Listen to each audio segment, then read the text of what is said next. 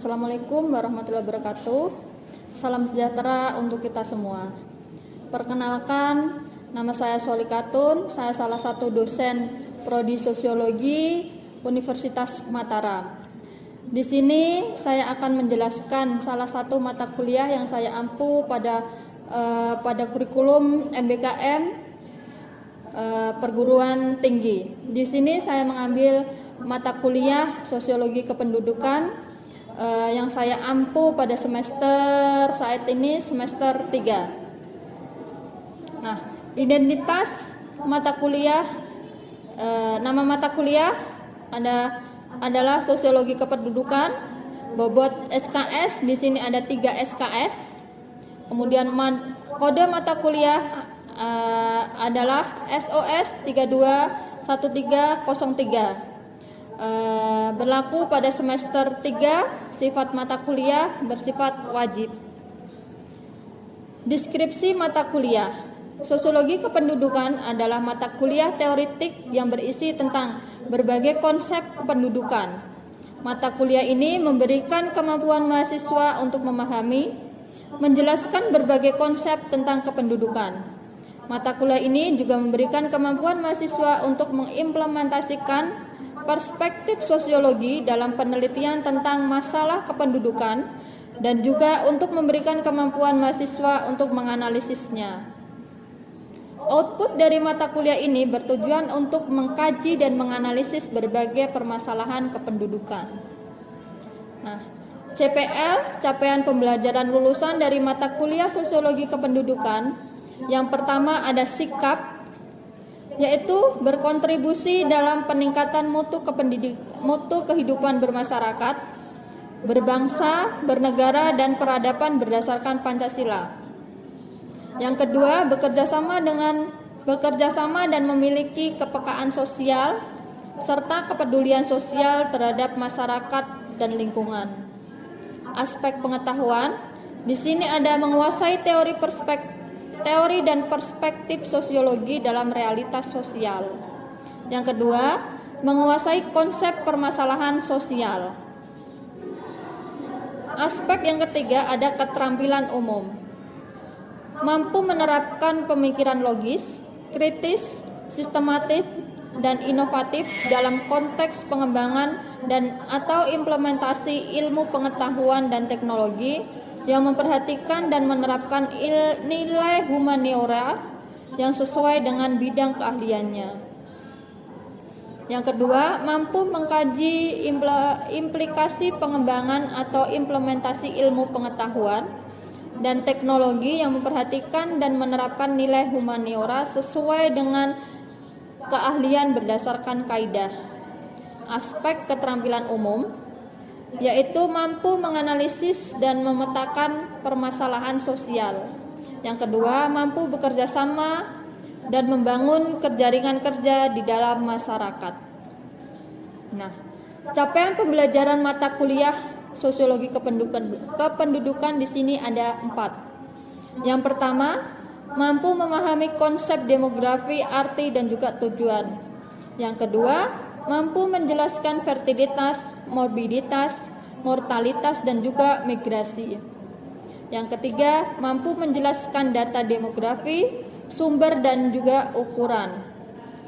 Yang keempat, mampu menganalisis permasalahan sosial terkait perkawinan, perceraian, keluarga berencana, angkatan kerja, dan juga masalah kependudukan, kebijakan kependudukan, dengan perspektif sosiologi dan metodologi sosial.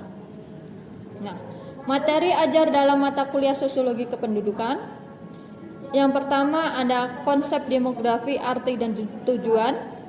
Selanjutnya ada data demografi, sumber, dan juga tujuan. Yang ketiga ada fertilitas. Selanjutnya ada morbiditas dan mortalitas. Selanjutnya ada migrasi, ada perkawinan, perceraian, keluarga berencana, angkatan kerja, masalah kependudukan, dan juga kebijakan kependudukan. Karakteristik pembelajaran. Karakteristik pembelajaran yang digunakan sesuai SN Dikti adalah pembelajaran berpusat pada mahasiswa atau student center learning.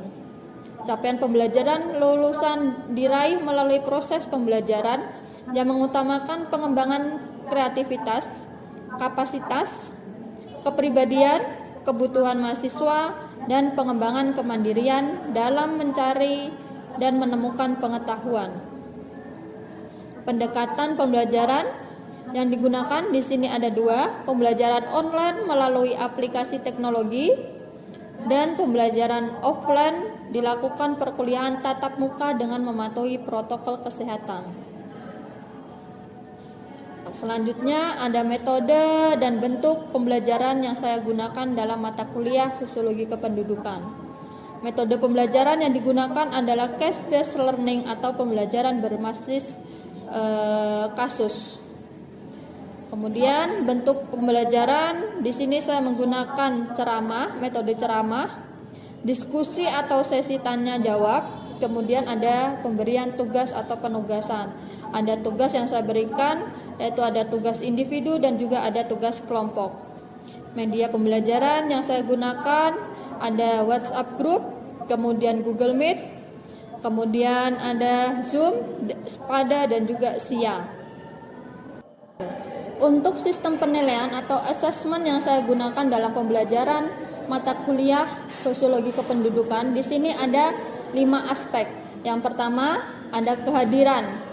Persentase dari kehadiran 10%, kemudian keaktifan persentasenya 10%, kemudian tugas di sini persentasenya ada 20%, untuk UTS persentasenya ada 30% dan UAS persentasenya 30%. Nah, di sini dalam sistem penilaian atau assessment saya menerapkan adanya reward dan punishment. Reward di sini memberikan nilai plus bagi mahasiswa yang disiplin dan aktif di dalam kelas. Kemudian punishment yang saya berikan dengan melakukan pengurangan nilai bagi mahasiswa yang terlambat mengikuti perkuliahan dan terlambat dalam pengumpulan tugas. Nah, selanjutnya saya akan tampilkan cuplikan ketika saya mengajar dalam mata kuliah Sosiologi Kependudukan. Terima kasih. Assalamualaikum warahmatullahi wabarakatuh. Salam sejahtera untuk kita semua. Gimana kira-kira kabar hari ini? Oke. Pembelajaran kali ini kita melakukan kelas secara offline ya, karena pembelajaran kelas offline ini dilaksanakan pada untuk semester 1 dan semester 3 saja.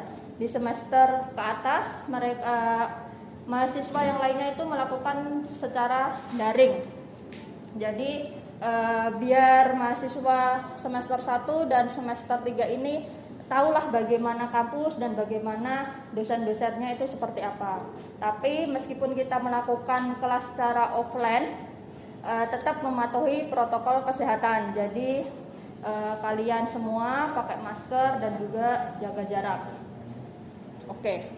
Nah, untuk pembelajaran kali ini kita akan belajar mengenai pembelajaran berbasis kasus pada materi perkawinan. Nah, setelah melakukan pembelajaran dalam mata kuliah Sosiologi Kependudukan terkhusus pada submaterinya tentang perkawinan, harapannya ada capaian pembelajaran dari mata kuliah tersebut, yaitu mahasiswa mampu menganalisis permasalahan sosial terutama tentang perkawinan dari perspektif sosiologi dengan pendekatan metodologi sosial.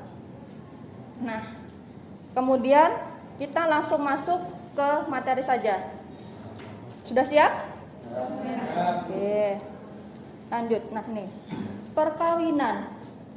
Dari gambar ini kira-kira apa nih? Kalian manainya dari gambar yang kalian lihat di layar? Akad nikah.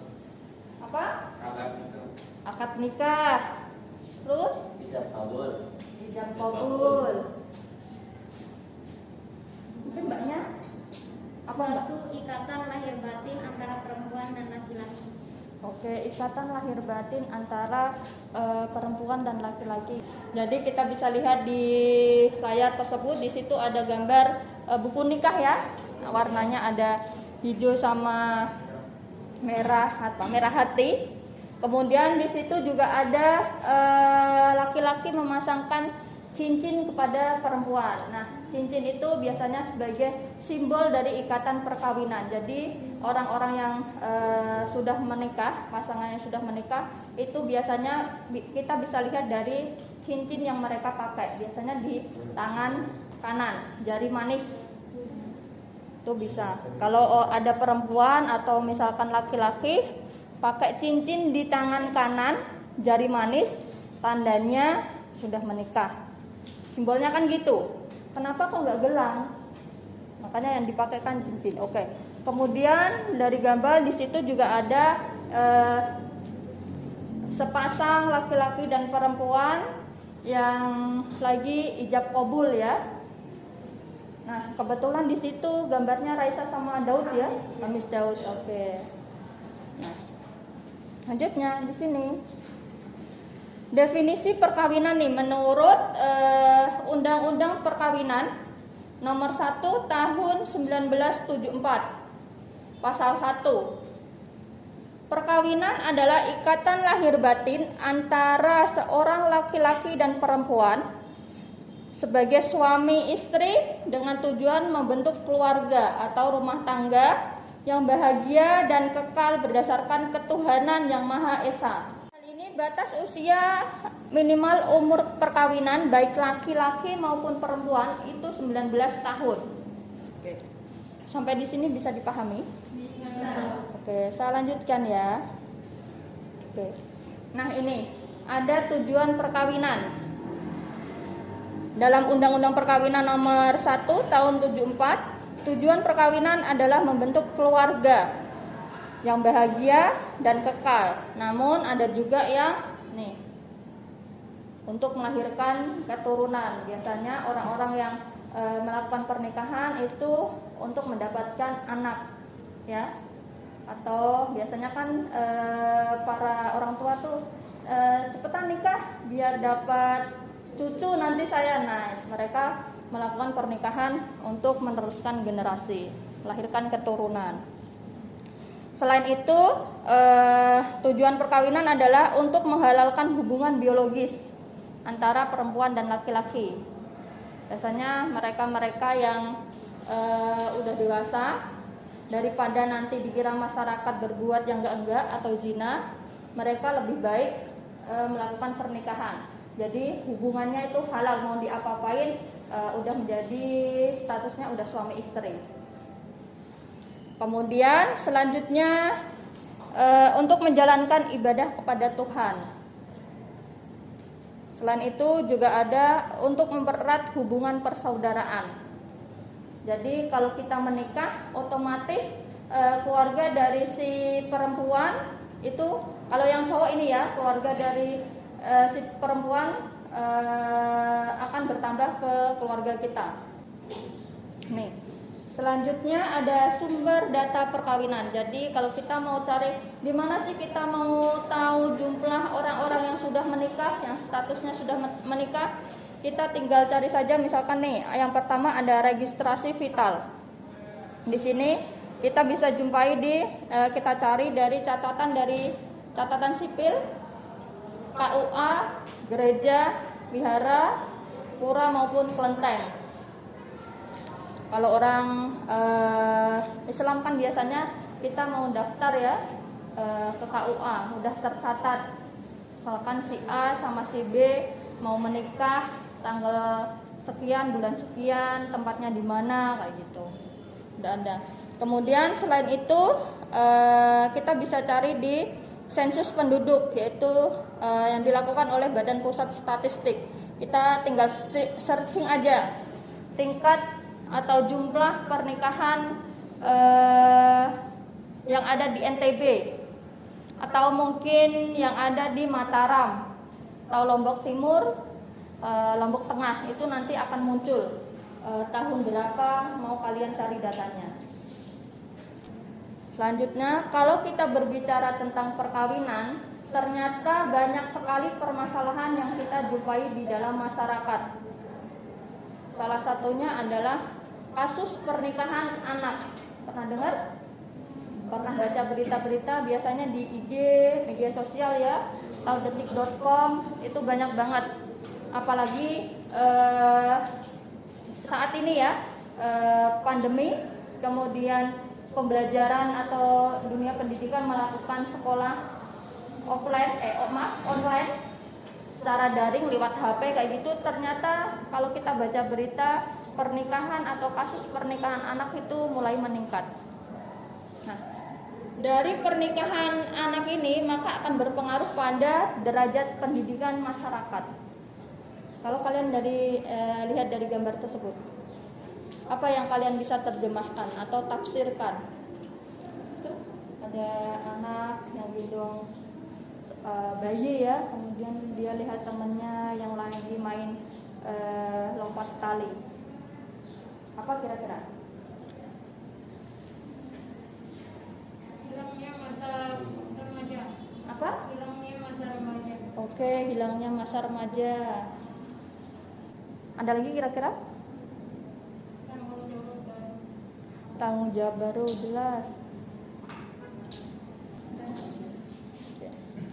Nah ini, ada faktor-faktor yang menyebabkan terjadinya pernikahan usia anak.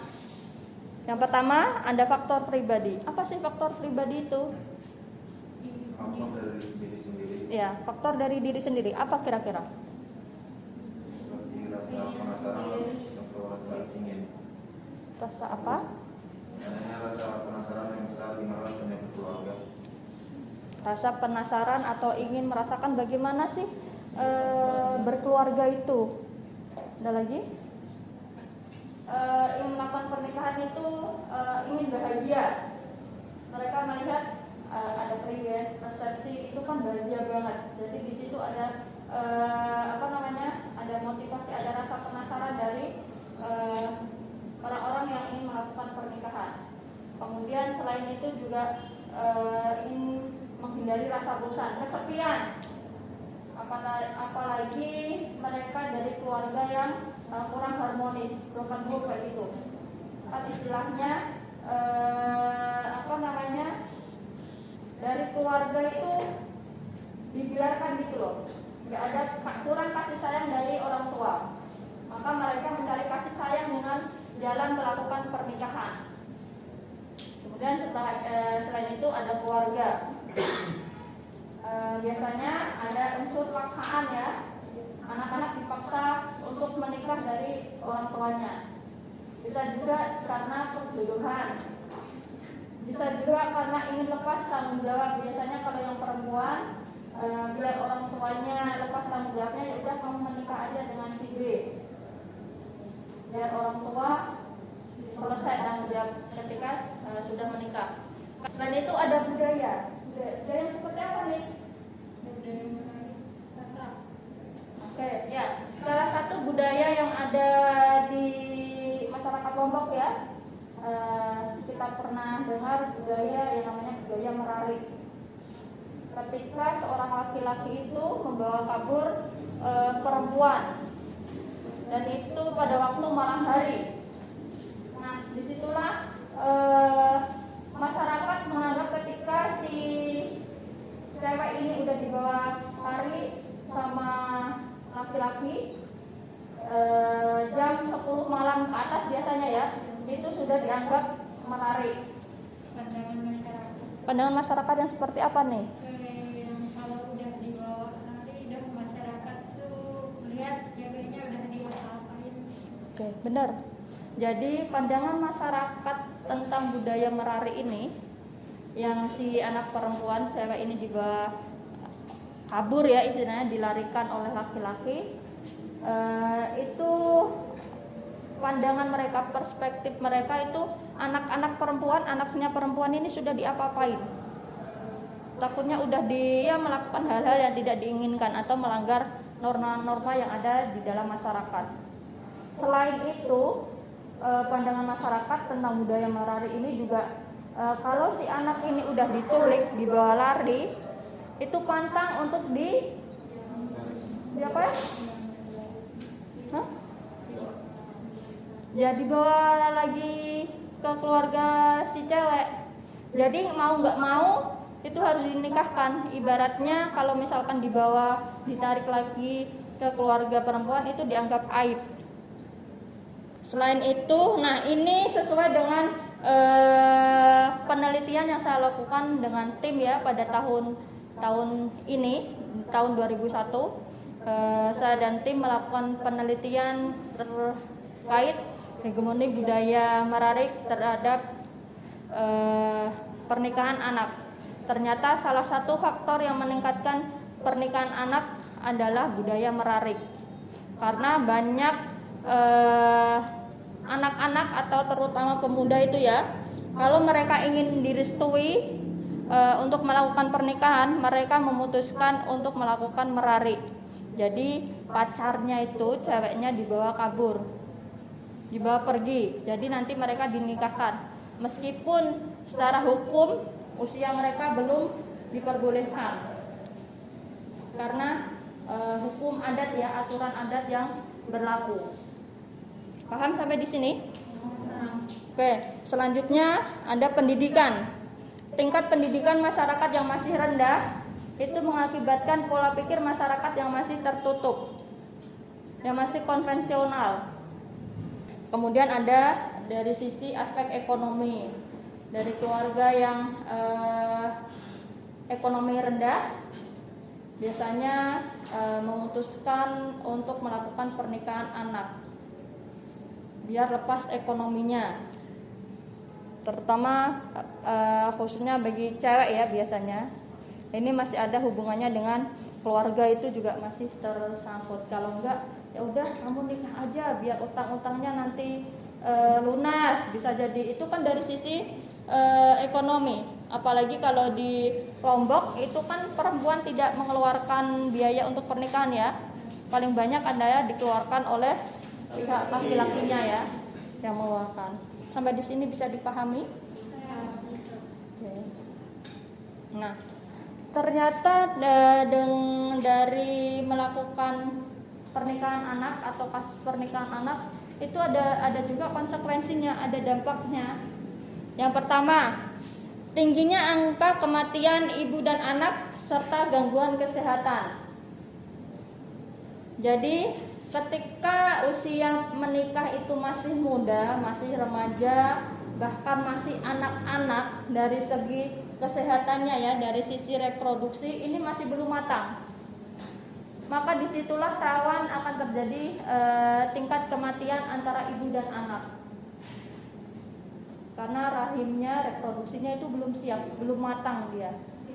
Iya. Dan rata-rata kalau usianya masih muda kayak gitu ya, mereka belum sampai pola pikirnya bagaimana sih memberikan gizi yang baik ketika masa kehamilan kayak gitu. Itu jarang. Apakah nanti ada juga ke bidan atau ke puskesmas kayak gitu, biasanya kan berapa bulan sekali harus check up ya. Nah, kalau usianya masih muda itu kan jarang mereka tahu sampai sana, dan untuk check up kayak gitu kan perlu uang. Nah, kemudian dampak yang kedua ada kekerasan dalam rumah tangga. Kenapa kok terjadi kekerasan? Oke, karena pemikirannya belum matang, karena masih labil. Ada lagi, kenapa rawan kekerasan dalam rumah tangga? Karena ada konflik. Karena ada konflik sehingga muncul KDRT ya, saling berpengaruh ya. Jadi jelas ketika masa menikah, usianya masih muda, itu kan egonya masih sama-sama tinggi biasanya. Antara cowok sama perempuan ini masih idealis, masih individualis, jadi belum dewasa. Jadi disitulah ketika ada selisih paham, kemudian muncul konflik. Dari konflik bisa jadi muncul kekerasan dalam rumah tangga. Sampai di sini paham? Oke, saya lanjut. Nah, Ini ada beberapa upaya untuk mengatasi tingginya angka pernikahan di usia anak. Kalau berbicara tentang mengatasi solusi atau cara kayak gitu ya, harus ada kerjasama dari berbagai macam pihak. Kita nggak bisa bekerja sendirian. Ibarat kita nyapu ya, bersihin halaman, itu kan nggak bisa kalau kita nyapu pakai satu lidi aja. Kita butuh beberapa lidi. Sama halnya dengan kasus pernikahan anak, nggak bisa cuma dari sisi keluarga aja yang bekerja, atau masyarakatnya aja, atau mungkin dari pemerintahan aja. Tapi di situ butuh kerjasama dari berbagai pihak, dari keluarga, dari tokoh masyarakat, tokoh agama, tokoh adat ya, karena di sini juga berbicara budaya Merarik, itu yang berperan kan tokoh adat, tokoh agama, kemudian juga ada pemerintahan, kemudian ada sekolah, itu harus berperan, harus punya peran masing-masing untuk mengatasi masalah tersebut. Di sini ada keluarga harus mengajarkan dan menanamkan nilai-nilai yang baik sejak dini kepada anak, serta memberikan bimbingan, perlindungan, dan pengawasan agar anak tidak terjerumus dalam pergaulan bebas. Kemudian di sini ada pemerintah daerah diharapkan dapat melakukan perlindungan anak secara optimal, yaitu memenuhi kebutuhan hak kesehatan dan pendidikan anak-anak.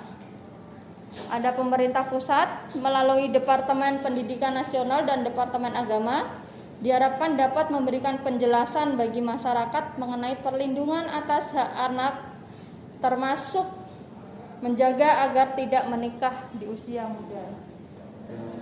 Oke, untuk selanjutnya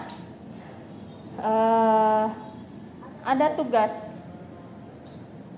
Tapi maaf ya, karena tulisannya tabelnya ini terlalu kecil, jadi nanti kalian bisa lihat angka-angkanya itu saya akan bagikan PowerPoint-nya di WA Group. Jadi di situ ada data terkait kasus pernikahan anak yang ada di NTB. Ternyata pada tahun 2019 dan tahun 2020 itu angka pernikahan anak meningkat banget. Setelah itu coba cari kebijakan seperti apa yang harus diambil oleh pemerintah. Pemerintah harus ngapain nih? Apakah harus merubah undang-undang, atau harus melakukan sosialisasi, atau harus apa? Nah, itu yang harus kalian cari. Itu tugas individunya. Nah, tugas kelompoknya nanti setelah ini kalian bentuk kelompok. Kemudian setelah itu tugasnya adalah tugas project di sini. Untuk kelompok, buatlah sebuah spanduk atau banner yang menginformasikan bahaya pernikahan usia anak. Jadi setelah kan kalian udah cari nih identifikasi masalahnya, kemudian solusinya seperti apa, kebijakan apa yang harus diterapkan masyarakat. Nah, salah satu untuk mengatasinya yang paling mudah dilakukan ke masyarakat adalah dengan mensosialisasikan dampak dari pernikahan usia anak. Saya ucapkan terima kasih atas partisipasi kalian. Semoga apa yang kita diskusikan hari ini bisa bermanfaat. Jangan lupa diamalkan ilmu yang kalian dapatkan di dalam perkuliahan. Kita ketemu minggu depan. Wassalamualaikum warahmatullahi wabarakatuh.